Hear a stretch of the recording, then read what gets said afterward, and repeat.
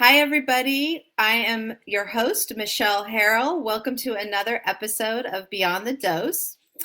I am very touched and excited to have this conversation with Dr. Lauren Alderfer. Quick introduction, Dr. Lauren Alderfer is an award-winning mindfulness author, educator, microdosing coach, and certified end-of-life doula. I discovered Lauren, gosh, I'm trying to remember. I think it was on LinkedIn possibly or another social media platform, but I discovered you through your microdosing book. And I got excited to order it and see it and have recommended it in my newsletter to my clients. And so, yeah, unfortunately missed your book tour when you were here in Portland. I had another prior engagement, but I'm so excited to be able to connect with you today. So welcome to the show. And I would love to just kind of have you start with giving our listeners a little bit of background about your personal story and how you came to do this work and how you came to write your book. And and then, also share what's happening in your life currently with your husband and his Alzheimer's. So welcome. I'll let you talk now. Well, thank you so much, Michelle. And I really am so excited to be here and honored to be part of your platform as well, because we're all in this together. And I think, how did it start? I mean, part of it was that I have been doing a meditation practice since really I was a child. Wow. And so mindfulness practice has always been a part of my life. And my husband and I met through a meditation group. We were both living in Ecuador at the time, and we've been married for over 40 years. And basically, we both our whole lives have been outside the United States, our adult lives, our married life until 2 years ago, where we moved to Vermont. And but through that time, I would say that meditation was really the focus of our lives. And we lived in Latin America and on the Indian subcontinent. So really two places in the world with so much wisdom. One very indigenous, which we were a part of, even though psychedelics was not a part of it, nor was it part of the tradition where we were in the Andes. And then in India, of course, with the Eastern wisdom that was just seeped into daily life, and of course within our own practices. And then I would fast forward to just a few years ago when I had been interested in taking a high dose. And it took me quite a few years, like over 10 years, to feel that the set and setting felt right to me.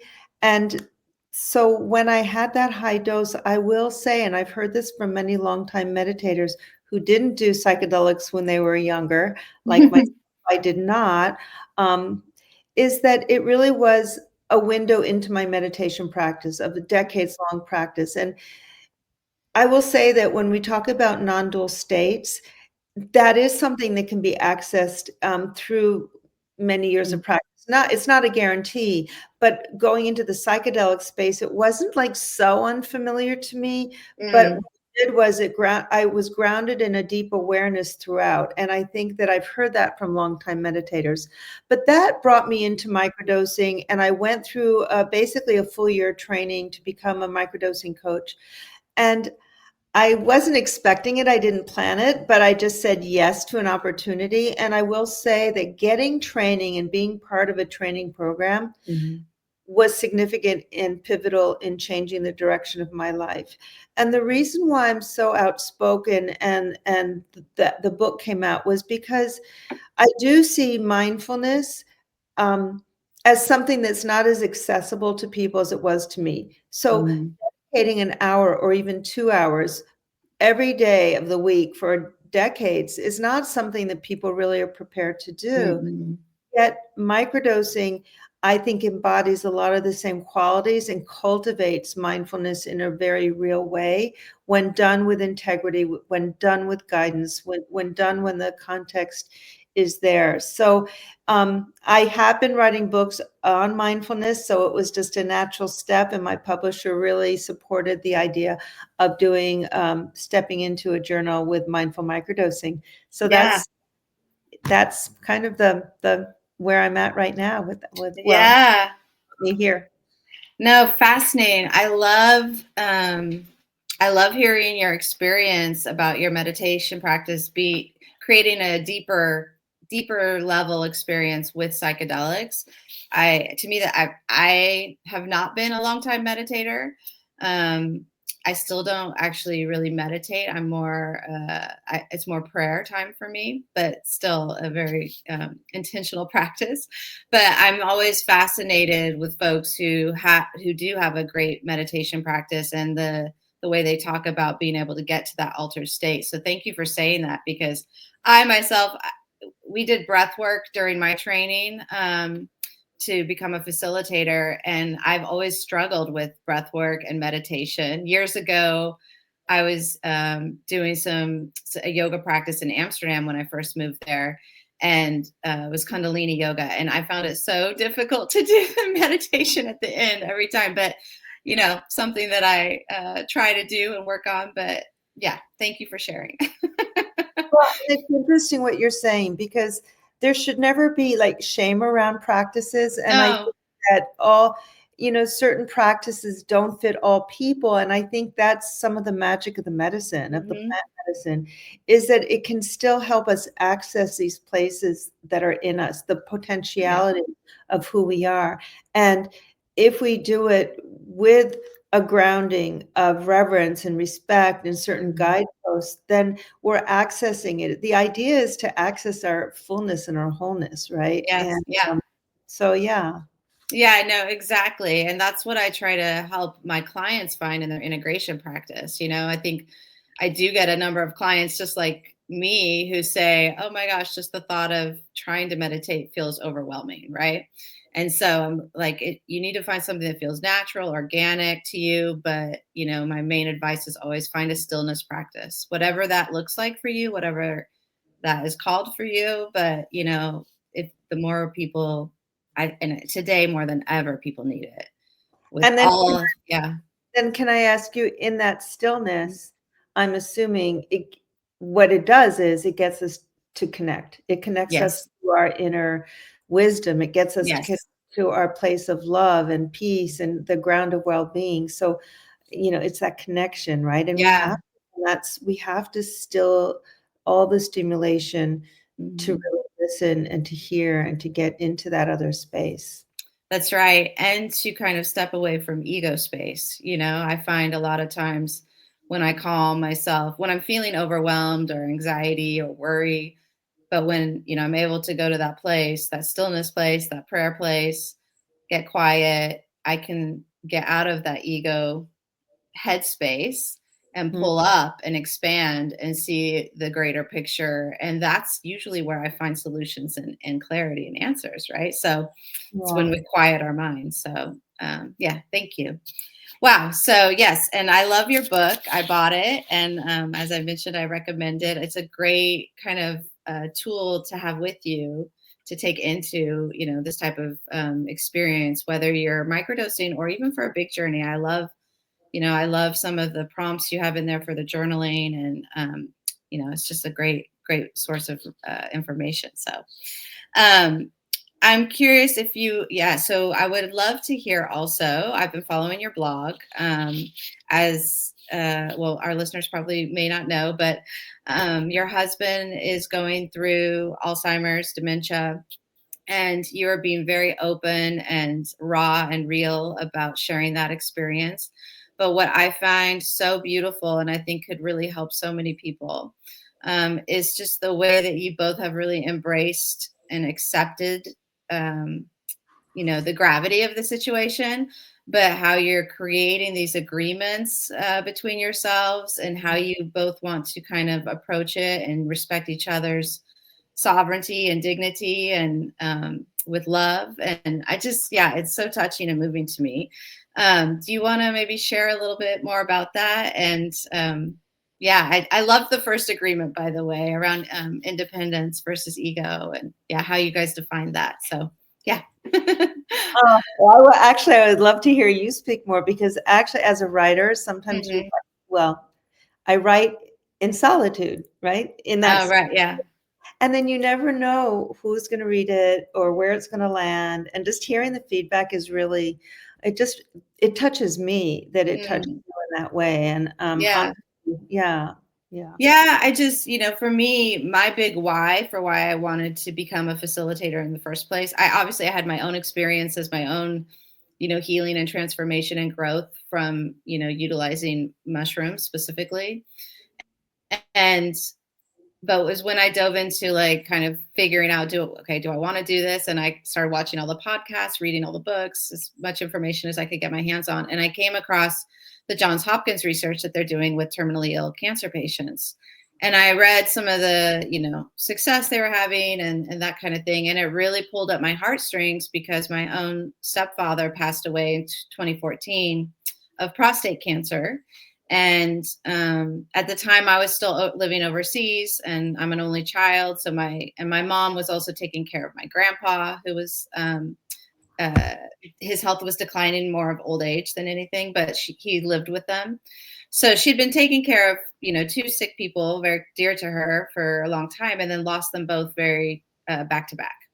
And I watched her slip into a pretty bad depression for several years after, and I myself had a lot of, guilt about not being more available to support her, being overseas and that kind of thing. And so, yeah, a lot of feelings around that. And so when I saw that this, I'm like, oh my gosh, this is such a beautiful application of this medicine to help people come to terms with their own mortality, because at the end of the day, we're all going to die, right? That's the one thing we all share. There's no way around it.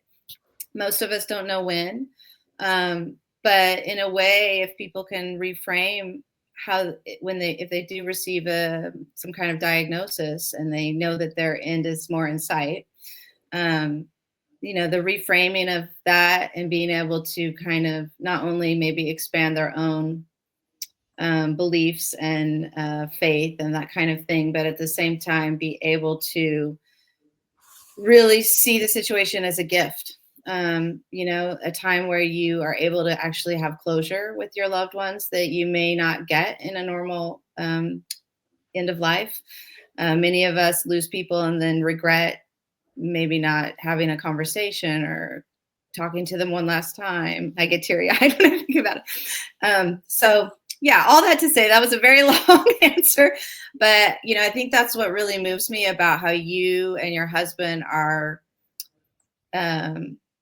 just maneuvering through this very real life event that we all are going to have to deal with in one way or the other. And I think the way that you're doing it is a great example to help others find that same level of acceptance and appreciation and gratitude, Oh, even well, even when it's painful, yeah. right?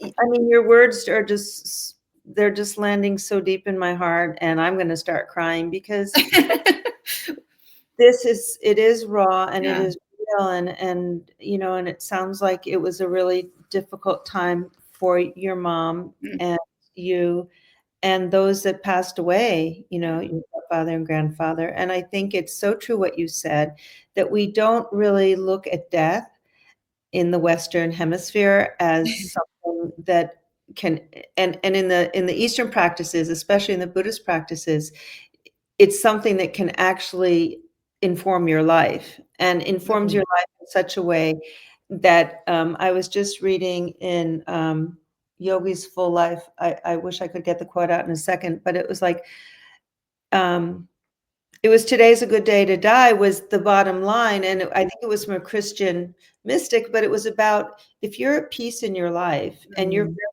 cognizant of everything that's happening, that you're resolved in your relationships, that you feel like you're giving it all to this very precious moment that we have, then you're at peace, right? Mhm. And I don't think we live life like that. And Mhm. then when a diagnosis comes, we're not prepared.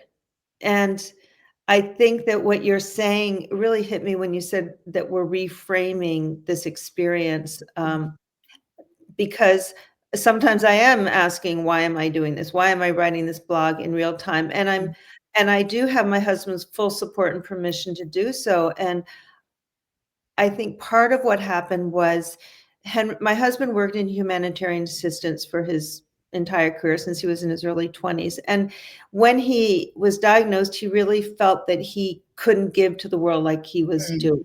Even though I kept saying as a grandfather, he's having a huge influence with he's a very kind, gentle soul. But in a sense, he understands that sharing his story is an offering. Mm-hmm. It's it's to help others have an insight. Mm-hmm. I believe that we're walking this path of Alzheimer's and dementia, and what I've also learned is you have to include the caregiver. That's very much Mm-hmm. the path, Yes. and that was a learning for me.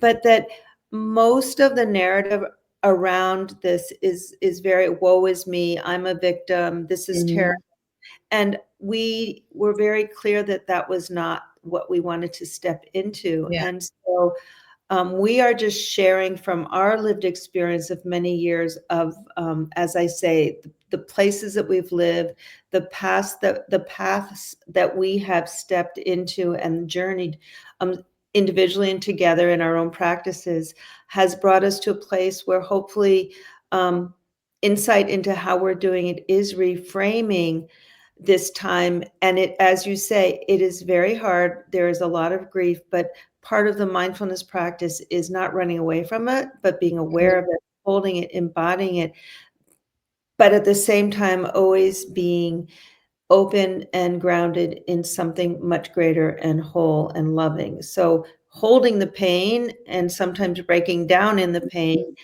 but moving in a way that can bring peace to Mm-hmm. the person who is who has Alzheimer's. And I will say that I write about this and believe strongly that if we prepare for death, and there are a lot of practices within the Christian religion, the Buddhist practice, Hinduism, and Jewish faith, there are practices around that preparing. Mm-hmm.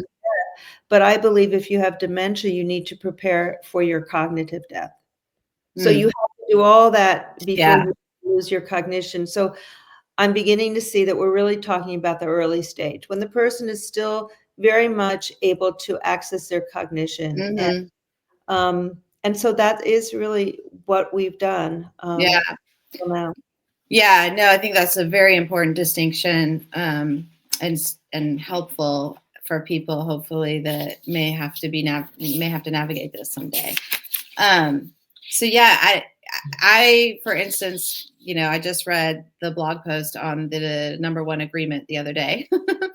And I don't know if you want to, because I just found that an amazing way and such a good, tangible, practical example that people can really understand of how you came to determine and define what does independence look like, and when is it in integrity versus maybe, or really aligned versus in an ego space. So yeah, do you want to talk a little bit about that and how you guys came to figure that out? Because I was really impressed. Honestly. I know, I'd be happy to. I'm pulling it up on my computer as well. It's so interesting because we came to this agreement way before my husband was formally diagnosed. Oh And wow. yeah, and at the time, one of my dearest, oldest friends had just become a widow because her husband had early onset, and that was pretty devastating. So, because early onset usually happens when you're still in the what we can consider the prime of life, and Mm-hmm. it does progress usually, but not always quicker. And so she is a very big spirit.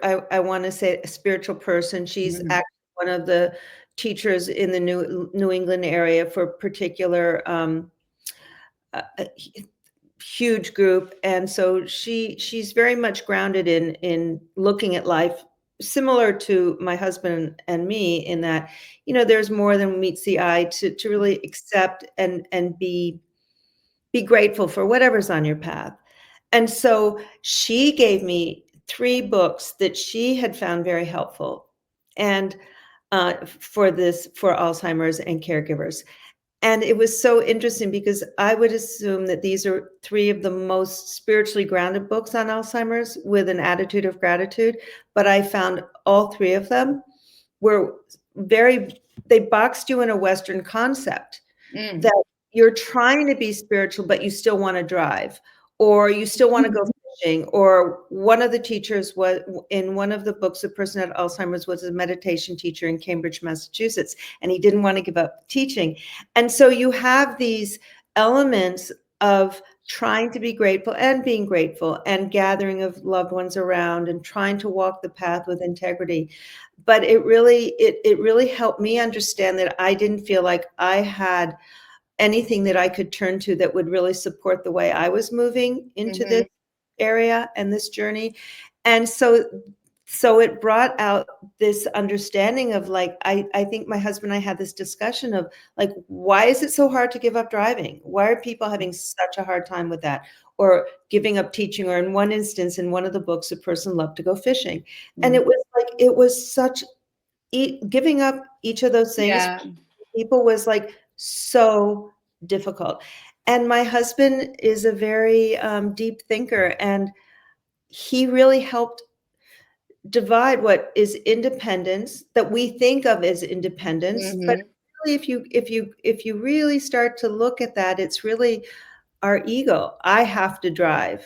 I want to teach. Is it giving up independence, or is it giving up ego? And so I'm probably more articulate in the blog. I understand that. I enjoy writing too, and sometimes I feel like I can express myself much better on paper. I'm reminded though of like, it's, very different, but also similar with many of my clients. The real struggle with a journey is in the surrender. And, there's this need that we all have to want to feel like we're in control, and that we have some kind of, say over what happens. So it reminds me of that. It's different, and it's more, I think it's deeper than that, but yeah, I find that similar. No, it's very similar. And so I'll go over the agreement, but then I'd love to get back to that, because what I've also done through the mindfulness work is to present a framework around being able to surrender and calmly abide with equanimity in those journeys. But so my husband and I asked, well, first of all, what's the definition of independence? And we came up with that it's the ability to do something with ease and autonomy that causes no harm. So then we started to look at, well, what does that mean? Can I do something independently? The question will get 3 sources to answer. So we triangulate like you do in research. Yeah, no, I loved it. Yeah. What you think. And then you ask 2 people that really love you and would only have your greatest good in mind. So in our case, it might be me, but it might not, because maybe I think he's not independent, but he doesn't agree with me. So it could be our daughters or a sibling or a friend, but 2 other people. And then you just trust what the consensus is, or the majority, and trust and respect that the majority will answer and proceed with kindness and independence. But I think what was interesting and where you're getting at is we also looked at what does independence mean? And we came up with a definition that it's the ability to do something with ease and autonomy that causes no harm, as I mentioned. But what does ability to do something mean? It's usually an action, but it can also be a thought or what you say in words, because oftentimes if we get beyond just the action, we're really getting to what is considered different kinds of karma as well.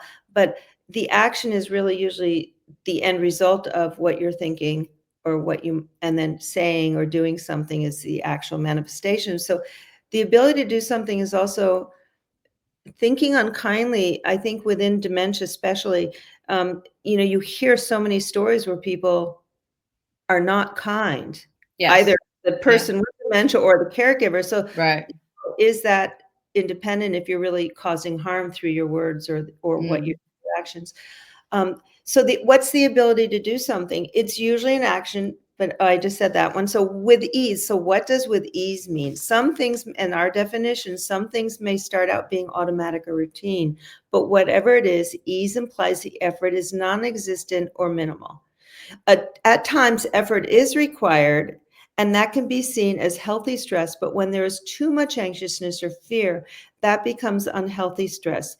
there is no longer ease. And it's interesting you're talking about the journeys, because we could really relate that to ourselves and or clients in the journey. Like, when is ease not available to them? Mm-hmm. Mm-hmm. And autonomy is to do something by oneself and causes no harm, and harm cannot be caused to oneself or to others. And harm covers physical, emotional, and spiritual aspects. So those were kind of our defining areas of Mm-hmm. that. And then we came up to that agreement that I mentioned. And um, and sometimes I don't know if we've even gone back to that agreement. I think we've mentioned it in passing, but even the act of writing the agreements down in real Mm-hmm. time kind of set them into our hearts and minds as guideposts that help us navigate the future. Yeah, and what I thought there was such a little nugget in there when you defined with ease.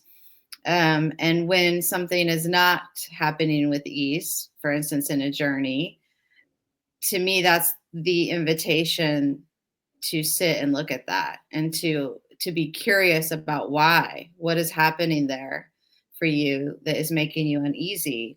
And it's the same thing in this situation, I think, and that's what's so beautiful, I think, about these medicines and psilocybin specifically, is that it really does help people to give space for that, and to begin to really cultivate that presence of mind, so that in their daily lives, when they're not on mushrooms, um, and they are triggered somehow emotionally, and their anxiety flares, or they're overwhelmed, or whatever, anger, they can quickly self-regulate, because they're able to really be present with that and say, okay, wait, what's really going on here, instead of just reacting. So yeah, beautiful. Well, I love what you said, and I think that that just points to how the medicine can be a practice in mindfulness, right? Hmm. Qualities. But I also wanted to mention, when you talk about ease, or when there's lack of that in the journey, or when it's not in a journey, um, I I have developed a framework that is actually, this coming week will be published in the Psychedelic Pulse. The first part of the article was published this past week, and now the next part comes, where I really outline a framework, a mindful approach to psychedelics, whether it be a microdose or a high dose. And I map it out with 3 different mindfulness qualities in preparation during a journey, whether it's, micro or higher, and Hmm. then integration. And when it's the journey, as we're talking about, um, I I offer these. The mindfulness qualities can change, but I offer 3 qualities. One is equanimity, the other is calm abiding, and the other is mindful awareness. And it points to what you're saying. If we can develop the quality of equanimity in our daily lives, then we can bring that into a Mm. journey. If we can develop equanimity as part of our preparation for the journey and then access it in a journey, we can also bring that into daily life, as you're saying, when anxiety or something else comes up, we can go to that. And same with calm abiding, like, have that sense of equanimity, allow what to arise arises, and calmly abide in that. And then that mindful awareness, as you're saying, that Mhm. presence of mind, as you said, a presence of being, that deep awareness of mindfulness, can then lead us into these deep understandings of deep knowing, that intuitive power, that loving kindness. But accessing these and then having a roadmap, like through a framework using mindfulness qualities, helps the journey, but also Mhm. that helps cultivate mindfulness qualities. Yeah, I love that. I'm excited to read the article. Um, I'm curious, I don't know exactly what stage your husband's in at this point, but has he been able to, even in the throes of dementia, is he able to still somehow access his that same mindfulness and that same kind of that his background in meditation, and the skills that he's and behaviors that he's acquired over the years? He has. Okay, I'm so curious to hear. I believe so. However, just like you pointed to the Johns Hopkins study, we're Hmm.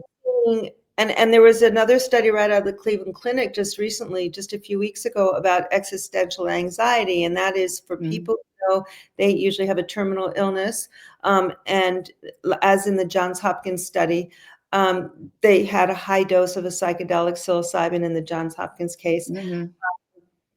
And I will share what I've shared on the blog, and my husband, as I say, has always given permission to anything I say, is that he could access, and he was accessing, these beautiful states. And a lot of what we're doing is creating an environment conducive for more of that. Mm. I say, prepare before the cognitive death, And Mm-hmm.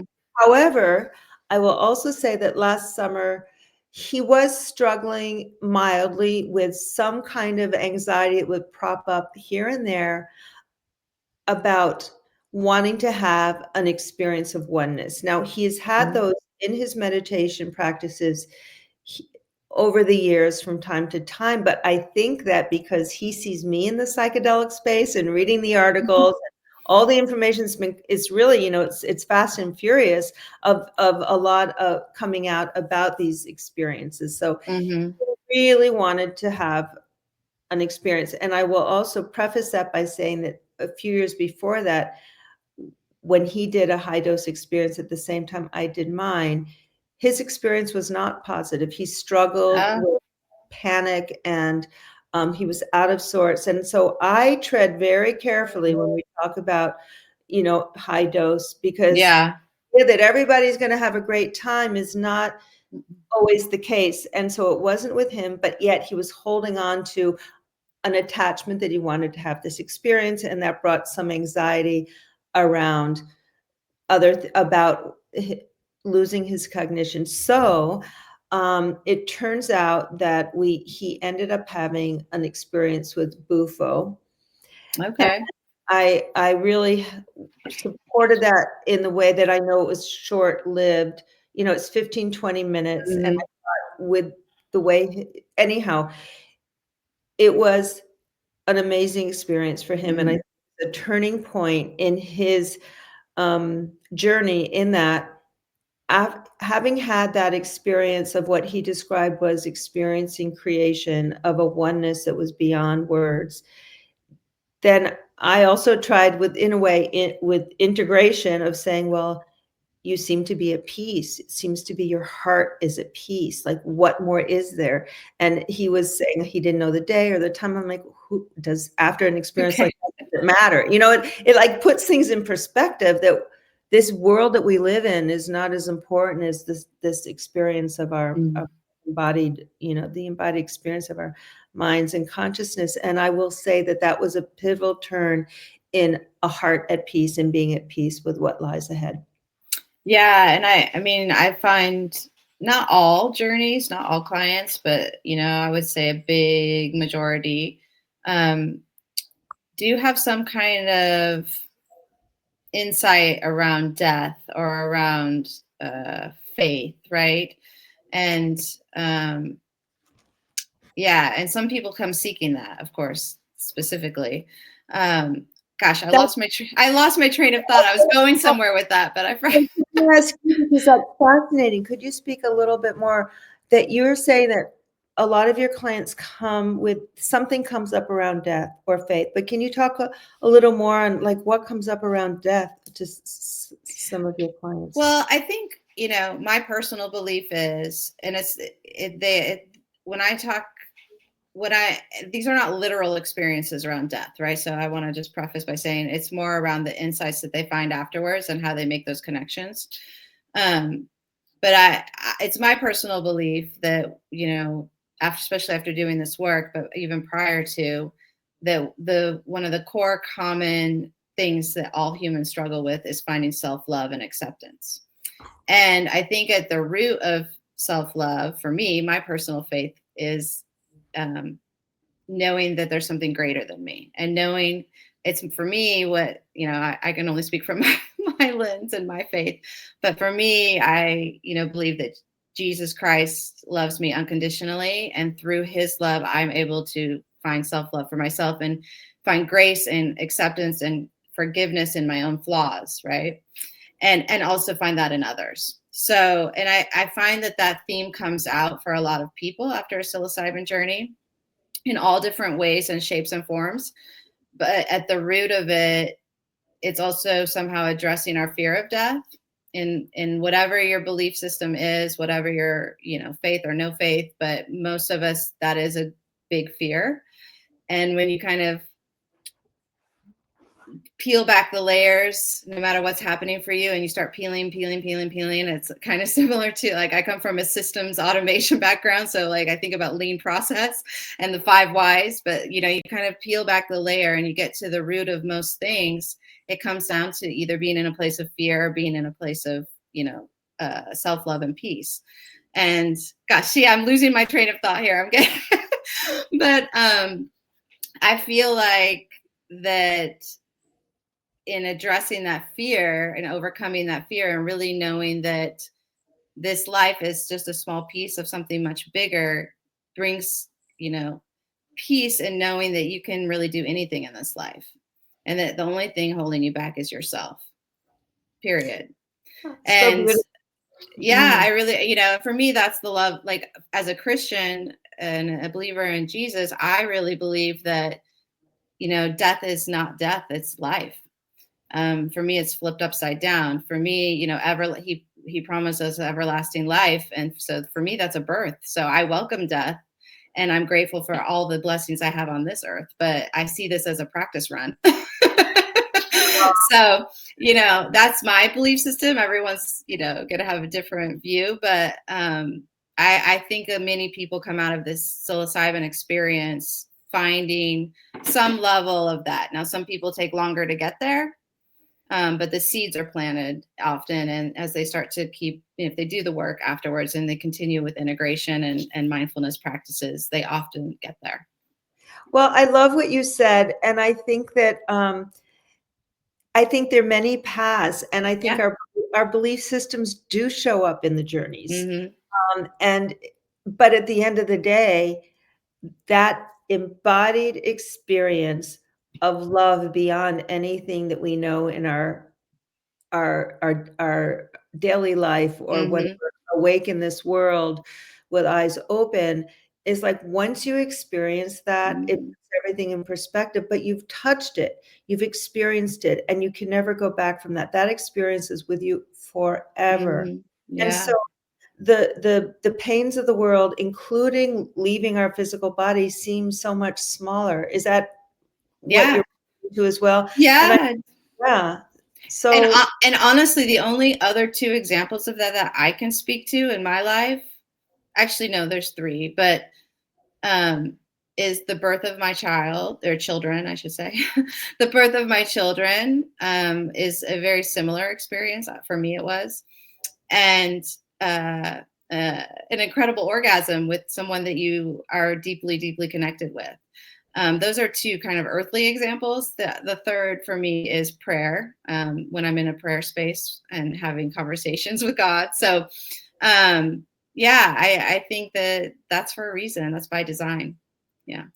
I love what you said, and it's great to share that, because it points to getting out of that, what now we know, like in terms of the neuroscience of it, or the biology of it, is, the default mode network. And the Christian faith and mystics, Christian mystics have spoken of this for centuries, right? Of the daily death, of beyond, so that we can experience something greater. Of course, most of those mystics that we read from, were in more of a situation of solitude for years and years and decades, because it takes practice, right? But here we are, and what you said in the beginning, like, we're just normal people living our normal life, and how can we access those things? So I'm glad you pointed to a few examples that are not with psychedelics. Deep prayer.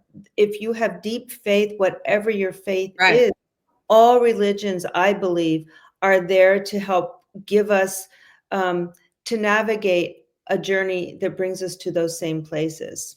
Yeah, agree. Beautiful. Well, gosh, I think we've been on here for a while, but I could talk for hours. Anything else, Lauren, that you'd like to share with our listeners, or please let them know where they can find you and that kind of thing. But or any last, thoughts or words of wisdom, and how you are going to continue to navigate this situation, and also really excited about reading more about your framework that you're launching. Well, I want to, first of all, thank you and having this very really intimate conversation, and I do hope that it touches others in the way that, we can seek out different modalities to help us be able to touch on some of these ideas that we've talked about. And I love the idea that in Oregon, you have legal access. Where I am in Vermont, it is not the case, but I think people are seeking out ways of living in the world in a more whole way, with deeper faith, deeper understanding, whether it's a religious faith or not, but touching in that, embodying that self-love. So if my focus is through this practice of mindfulness, and so if people are interested in that, they can buy my book, Mindful Microdosing, a guidebook and journal, on Amazon. In other countries, indigo.ca in Canada, and through the in Europe, it's also available. But also my website. So what I have been trying to do is develop things for people through the lens of mindfulness. And I have an 8-week mindful microdosing course that can be done on people's own time, asynchronous, as well as small webinars around aspects of mindfulness that can be integrated into a microdosing practice. And I've also made available on my website 2 offerings to caregivers, because I feel like I want to step more into that space. So those offerings are for free. One is a mindfulness guided practice, and the other is an overview of how microdosing can help caregivers. And then on my website, I also have the blog, as you mentioned. It's really every week I am sharing in real time our own journey, as I say, with my husband's permission, in a way that hopefully, like you say, can reframe the journey of dementia and caregiving. But also I really try to integrate, or naturally integrate, mindfulness into every blog. But also what's been surprising is also psychedelics, and not just microdosing, and not just psilocybin. Right. Honestly, almost every week something else comes into my life about something that has to do with psychedelics. So I'm also sharing that. So an interwoven experience. And then, I'm super excited, because I do see that mindfulness is not as explicit as it could be in the psychedelic space. And so I have, as an educator at heart and professionally, I have put together a pedagogical tool, which is a framework that can be used for preparation, the journey, and integration, with 3 pillars of mindfulness qualities in each of those 3 stages. Yeah, and I'm excited about it. Pulse. Yeah. Yeah, because honestly, I think, all of the work that you're doing and these tools and resources, when you talk about caregivers, I'm thinking also about people that have a loved one that has been diagnosed with a serious illness. They may not be terminal, but I'm going to be co-facilitating a retreat for a group of breast cancer survivors in May. And, I feel like a lot of the same existential stuff that they're dealing with is similar, and their caregivers are dealing with similar, as, caregivers to somebody with dementia. I know there's differences, but a lot of the core fears and feelings around death and love and losing someone and grief and all that is very similar. So and agree. Mindfulness, or meditation or silence or stillness, whatever you want to call it, prayer, it is, the greatest tool I think we all have available to us, and it's free. You don't need to, you might need a little support and help to get started and find the right practice, but after you got it down, it's available to you no matter what, and that's the beautiful part. So well said. Yeah. Yes. Well, Lauren, thank you so much. It's been a pleasure, and I will continue to read your blog and follow your story. And I wish you and your husband all the best as you guys navigate this difficult time and transition. And yeah, thank you so much for sharing your story. I think it's going to be a real inspiration to a lot of people. Thank you. Thank you so much for having me. You're welcome. Thank you, everyone, for tuning in. We hope that this was helpful, inspiring, and please seek out Lauren's website and all of the great tools she has available to you. And we will be back next week. Thank you for listening. Bye-bye.